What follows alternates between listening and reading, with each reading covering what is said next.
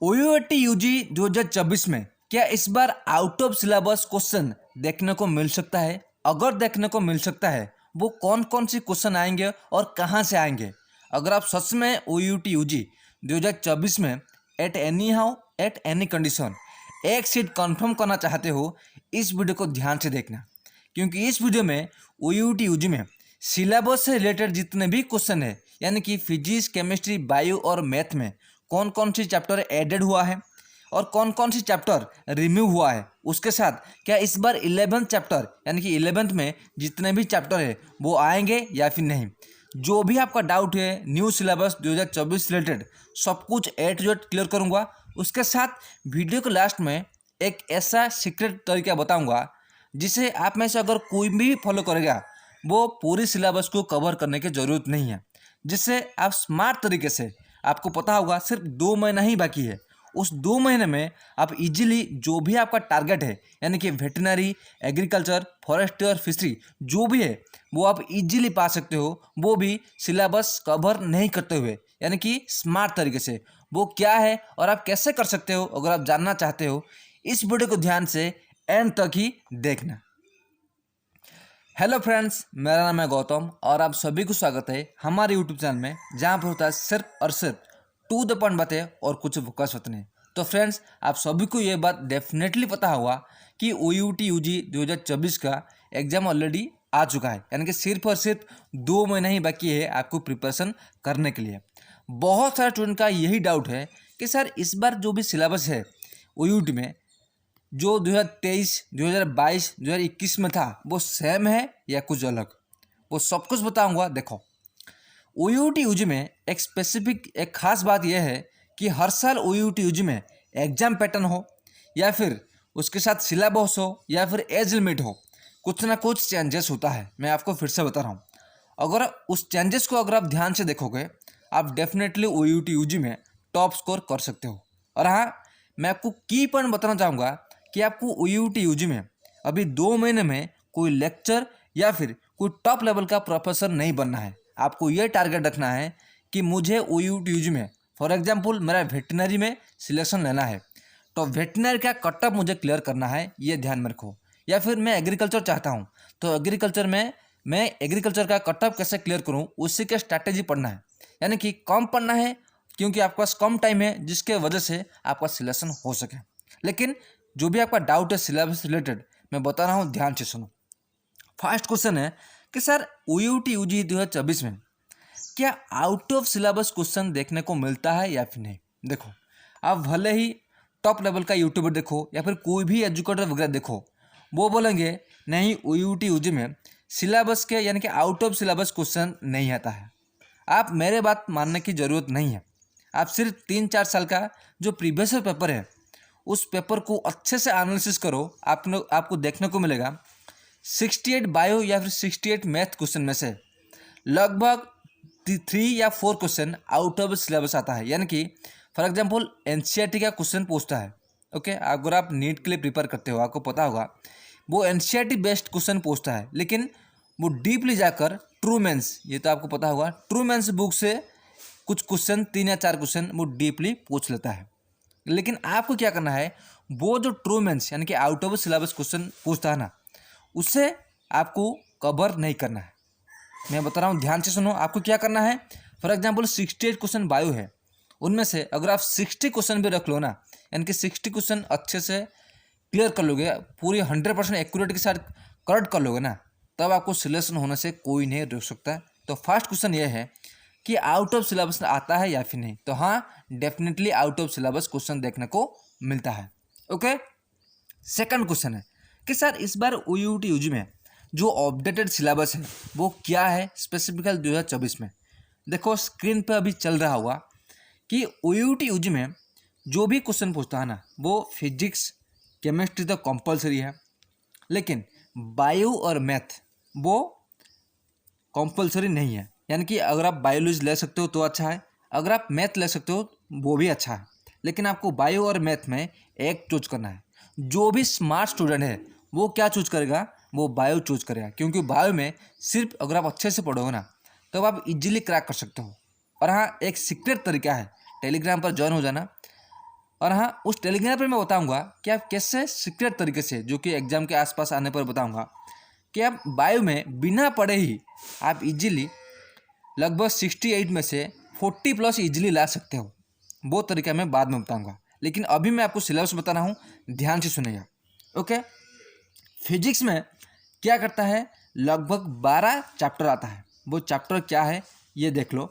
First आता है experimental skills, electromagnetic waves, atom and nuclei, optics, electronic devices, EMI and alternative current, rotational energy, oscillation and waves, dual nature of matter and radiation, kinetic energy, work power energy, physics and measurement, communication system, properties of solid and liquid।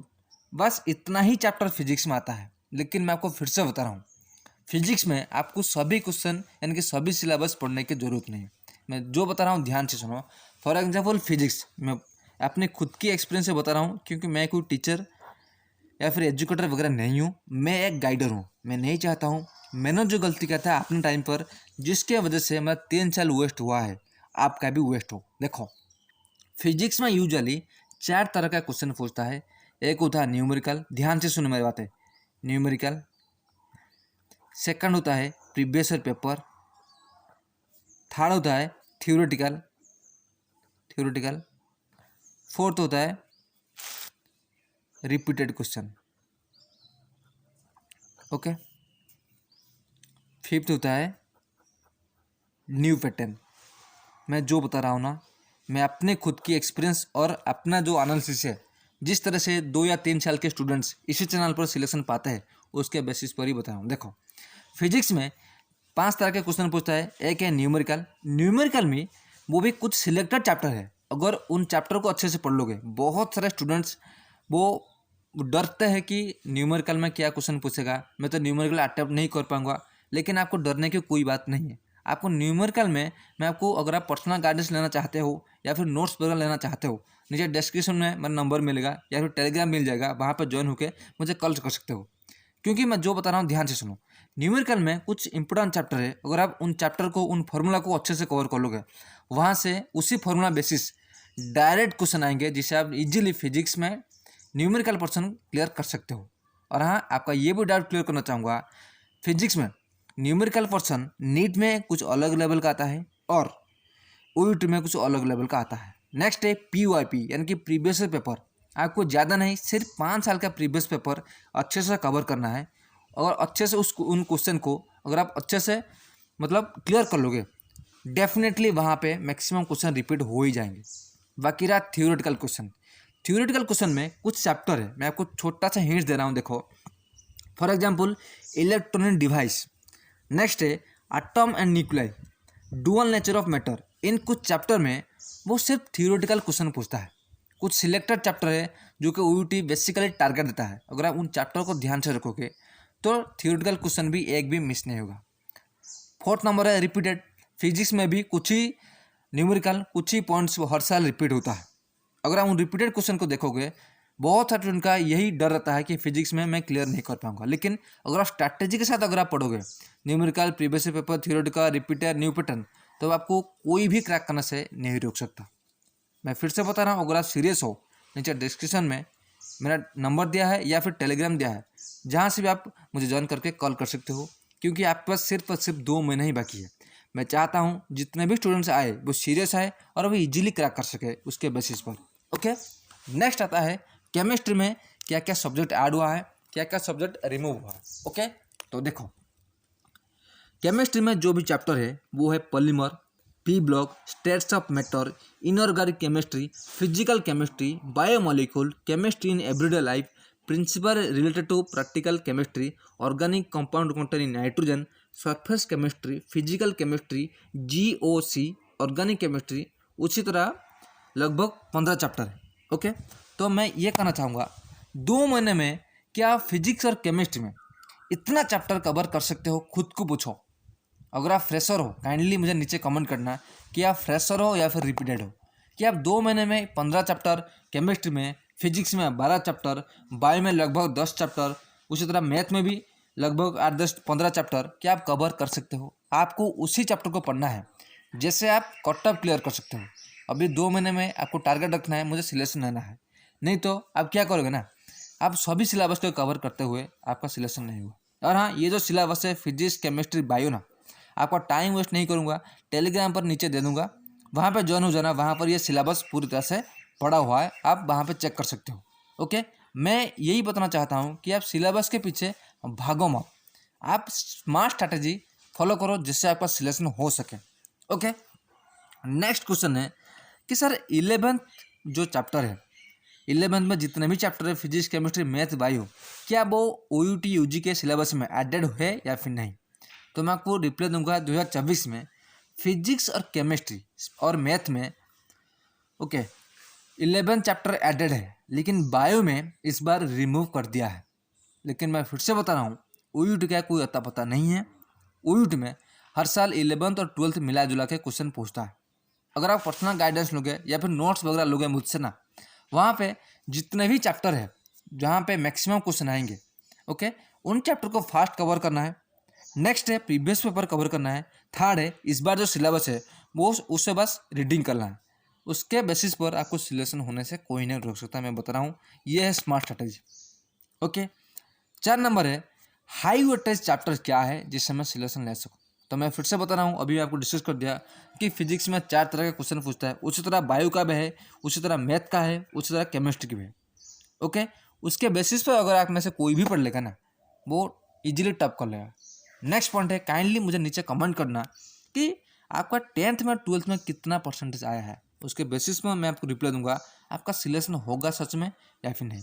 क्योंकि अगर आप 11th और 12th में लगभग 40 या फिर 45% रखे हो और आप OUT एग्रीकल्चर में जाना चाहते हो, मैं आपको रोक ठोक आपको बता रहा हूँ कि आपका सिलेक्शन नहीं होगा।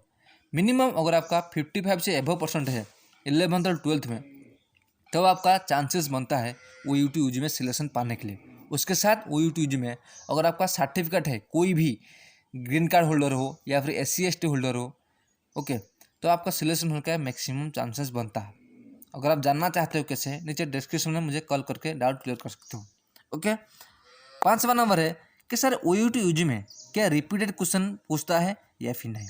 तो आपको रिप्लाई दूंगा, हाँ OUT UG में रिपीटेड क्वेश्चन पूछता है। अगर आपको मेरे बातों पर ट्रस्ट नहीं है, काइंडली 4 या 5 साल की फिजिक्स केमिस्ट्री बायो में कोई भी पेपर हो वो उठा लेना। फॉर एग्जांपल फिजिक्स में अगर कुछ चैप्टर 2 साल में रिपीट हुआ है, तो आप देखोगे कि न्यूमेरिकल या फिर उसके इर्द गिर्द जितने भी क्वेश्चन है, फॉर एग्जांपल F=ma, या फिर वो दे देगा F=ma नहीं लेकर वो V=U+80, उस तरह का घुमा फिरा कर वो पूछ लेगा, जिससे उसी चैप्टर है लेकिन घुमा फिर कर पूछ लेगा, जिससे अगर आप में से कोई भी पकड़ लेगा ना तो उसका सिलेक्शन पक्का है, मैं लिख कर दे सकता हूँ।